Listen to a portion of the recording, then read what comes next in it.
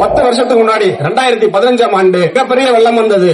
அப்ப திமுக ஆட்சியில இல்ல. தலைவர் கலைஞர் அவர்களுக்கு 90 வயது. களத்துல போய் இறங்கி பார்த்தாப்ல. அப்ப முதலமைச்சரா இருந்தாங்க ஒரு அம்மா, ஹெலிகாப்டர்ல போனாங்க.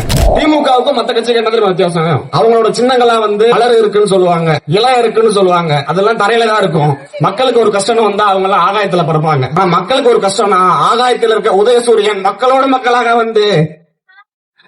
மக்களாக வந்து துணை நிற்கும் உதயசூரியன். இன்று ஒரு சூரியனுக்கு 2 சூரியனாக நமது முதலமைச்சர் அவர்களும் துணை முதலமைச்சர் அவர்களும் இருக்காங்க.